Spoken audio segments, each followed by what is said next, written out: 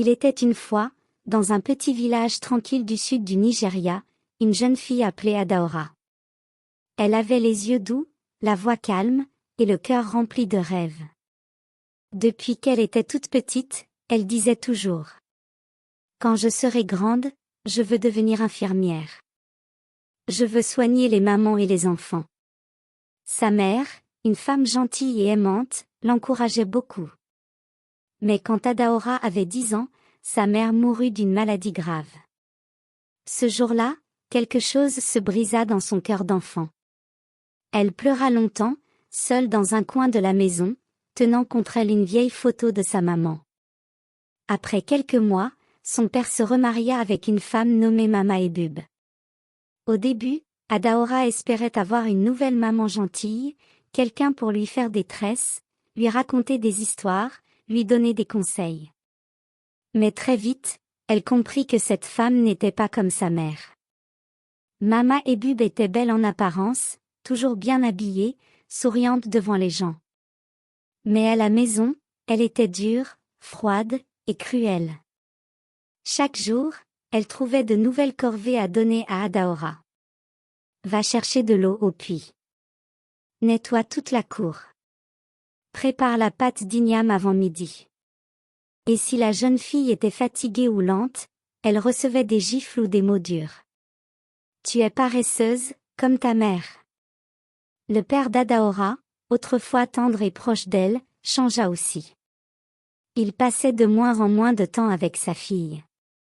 Il semblait toujours pressé, préoccupé, et quand Adaora se plaignait, il répondait: Obéis à ta belle-mère. Elle sait ce qui est bien pour cette maison. En réalité, Mama Ebub lui donnait des potions étranges le soir, pour le rendre docile, faible, et silencieux. Adaora, elle, ne disait plus rien. Elle gardait tout en elle. Elle pleurait parfois en cachette, quand tout le monde dormait.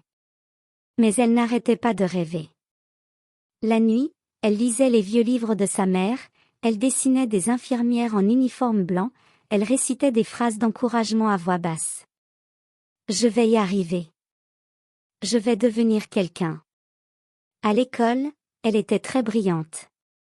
Les enseignants l'aimaient beaucoup. Elle aidait ses camarades, elle souriait toujours, même si son uniforme était usé et que ses chaussures étaient trouées. Son professeur principal disait souvent: Cette fille ira loin, si on lui en donne la chance. Et cette chance arriva, enfin.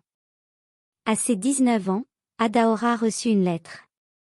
Une lettre avec un cachet bleu, une vraie enveloppe officielle. Elle tremblait en l'ouvrant. C'était une lettre d'admission à l'école d'infirmière de Benin City. Elle avait été acceptée. Son cœur battait fort, elle courut à la maison en criant: Papa! Belle maman! J'ai été acceptée à l'école d'infirmière. Mon rêve se réalise. Mais au lieu de félicitations, elle reçut le choc de sa vie. Mama Ebub arracha la lettre de ses mains, la déchira en petits morceaux et lui cracha: Tu n'iras nulle part. Tu restes ici. Qui va laver les habits? Qui va nourrir tes petits frères? Oublie ce rêve. Adaora resta figée. Son cœur battait encore plus fort, mais cette fois, de douleur. Elle regarda son père. Il était là. Il avait tout vu. Il pouvait dire quelque chose, la défendre, lui tendre la main. Mais il baissa les yeux et murmura seulement: Ce n'est pas le bon moment. Peut-être une autre fois. Il tourna le dos, et rentra dans la maison. Adaora comprit, ce jour-là, que personne ne viendrait la sauver. Après la déchirure de sa lettre d'admission, Adaora tomba dans un silence profond. Elle ne pleurait même plus. Elle marchait comme une ombre dans la maison, accomplissant les corvées comme un robot, sans émotion. Mais au fond d'elle, quelque chose s'était brisé. Elle n'osait plus rêver. Elle n'écrivait plus dans ses cahiers. Les dessins d'infirmière qu'elle gardait précieusement sous son oreiller furent brûlés par Mama Ebub. Tu crois encore à tes illusions?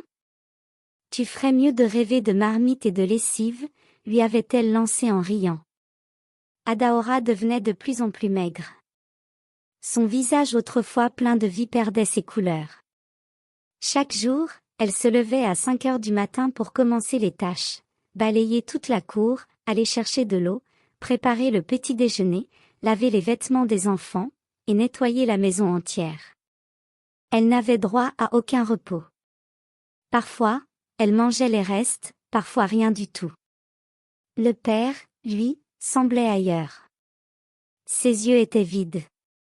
Il passait ses soirées à boire du vin de palme, somnole sur sa chaise, pendant que Mama et Bub chantaient des louanges à voix haute, pour montrer au village qu'elle était une femme parfaite.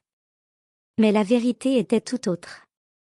Depuis quelque temps, Mama et Bub avaient commencé à préparer une infusion étrange qu'elle donnait à Adaora chaque soir. « Bois ça, ma fille. C'est pour te fortifier, tu travailles trop, disait-elle en lui tendant une tasse fumante. Au début, Adaora refusait. Mais un jour, Mama et Bub la força à boire en la menaçant. « Si tu ne bois pas, je dis à ton père que tu as volé mon argent. Tu verras où tu vas dormir. » Alors Adaora but. Le goût était amer, bizarre. Et les nuits suivantes, elle sentit des douleurs dans le ventre. Elle avait des nausées, sa tête tournait souvent, et ses jambes devenaient faibles. Mais elle ne pouvait pas se reposer. Chaque fois qu'elle ralentissait, sa belle-mère criait plus fort. « Tu fais semblant d'être malade, hein? Tu veux fuir tes devoirs ?» Un soir, alors qu'elle lavait les casseroles dehors, Adaora s'évanouit. Les enfants la trouvèrent étalée sur le sol, le visage couvert de sueur. Le père fut appelé, mais il resta calme. Elle est juste fatiguée. Qu'elle dorme un peu. Pas un seul jour, personne ne l'emmena à l'hôpital. Pas un seul comprimé ne lui fut donné. Juste plus d'infusion. Plus de mensonges. Les voisins du quartier commençaient à poser des questions. Cette fille a l'air malade. Elle a beaucoup maigri. Elle n'est plus la même. Mais Mama et Bub répondaient. C'est la paresse. Elle ne veut rien faire de sa vie. C'est pour ça que je la surveille. En réalité, Mama et Bub voulaient qu'Adaora disparaisse. Elle ne supportait pas sa lumière. Elle ne supportait pas qu'une orpheline puisse être plus gentille, plus intelligente, plus admirée qu'elle. La jalousie lui avait envenimé le cœur. Un matin, Adaora ne se leva pas. On la trouva couchée sur son natte, les yeux mi-clos, respirant faiblement. Elle murmura quelques mots. « Maman, je voulais juste guérir les gens. » Puis, elle ferma les yeux pour toujours. Mama et Bub poussa un grand cri. Elle se frappa la poitrine, pleura fort, pour que tout le village l'entende. Elle organisa des funérailles rapides. Et devant tout le monde, elle dit. Que Dieu reçoive cette pauvre fille, qui a toujours été fragile. Mais le mal qu'elle avait fait ne resterait pas caché. Quelque part, dans le silence, un esprit s'était réveillé. Celui d'une fille dont le rêve avait été volé. Celui d'une fille qui ne voulait pas reposer en paix, tant que la vérité ne serait pas révélée. 3 jours après la mort d'Adaora, un silence étrange envahit la maison. Plus personne ne riait. Même les enfants de Mama et Bub étaient silencieux, comme s'ils ressentaient qu'un drame plus grand que la mort s'était produit.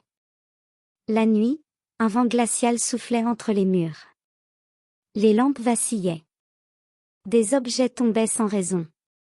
Et surtout, on entendait parfois, dans le silence profond, une voix douce et triste murmurer. « Papa, pourquoi tu ne m'as pas protégée? Maman, pourquoi je suis partie si tôt ?» Au début, Mama et Bub pensaient que c'était le fruit de son imagination. Mais chaque nuit, la voix revenait. Chaque nuit, les murs semblaient pleurer. Une chaise se déplaçait toute seule. Un miroir se cassait. Un seau d'eau se renversait alors que personne n'y touchait. Le père d'Adaora, lui, changeait de comportement. Il ne dormait plus. Il se réveillait en sueur, en criant le nom de sa fille. Il rêvait d'elle presque chaque nuit. Dans ses rêves, elle lui parlait, doucement, les yeux pleins de larmes. « Papa, pourquoi tu n'as rien dit? Pourquoi tu as laissé mon rêve mourir ?» Il pleurait seul, dans sa chambre, mais ne trouvait pas le courage de parler. Il sentait le poids de la culpabilité sur ses épaules, un poids plus lourd que la mort elle-même. Il savait que quelque chose n'allait pas, mais il avait fermé les yeux trop longtemps. Au village, les rumeurs commencèrent. Des enfants disaient qu'ils voyaient l'ombre d'Adaora près du manguier. Une vendeuse du marché affirma qu'elle l'avait vue assise sur un banc, habillée en blanc, les yeux fixés sur la maison. Un jour, une vieille femme tomba en transe et cria. Le sang innocent crie. Son esprit est éveillé. Quelqu'un a menti sur sa mort. Mais Mama et Bub continuaient de faire semblant. Elles s'habillaient en noir, priaient bruyamment, faisaient des offrandes à l'église. Elles disaient à tous, Adaora était ma fille. Je l'aimais. Je suis triste, si triste. Mais son regard disait autre chose. Un regard inquiet, fatigué, comme si la peur grandissait en elle. Puis, un matin, quelque chose d'inattendu arriva. Une vieille femme du quartier, Mama Shinlo, frappa à la porte. Elle tenait une petite bouteille vide entre ses mains. Elle était connue comme guérisseuse, spécialiste des plantes. Elle dit calmement. Je dois dire la vérité. Cette bouteille, c'est celle que Mama et Bub m'avaient demandé de remplir. Elle avait dit que c'était pour calmer les douleurs d'Adaora. Mais quand j'ai ouvert le paquet qu'elle m'a donné, j'ai reconnu l'odeur du poison de serpent noir. Un poison lent. Un silence tomba dans la pièce. Le père d'Adaora devint pâle. Il s'assit lentement, les mains tremblantes. Ses yeux se remplirent de larmes. Il comprit que ce qu'il avait pressenti était vrai. Et que le fantôme de sa fille ne reviendrait pas pour le hanter, s'il ne faisait pas face à la vérité. Ce soir-là, Adaora lui apparut une dernière fois. Il était assis devant la lampe à huile. Elle portait une robe blanche, son visage était doux, mais triste. Elle s'approcha, posa la main sur son épaule et murmura. Dis la vérité, papa. Même si c'est dur. Même si tu as peur. C'est la seule chose qui me libérera. Puis, elle disparut dans un souffle léger. Et ce fut à cet instant que le père d'Adaora se leva. Il essuya ses larmes.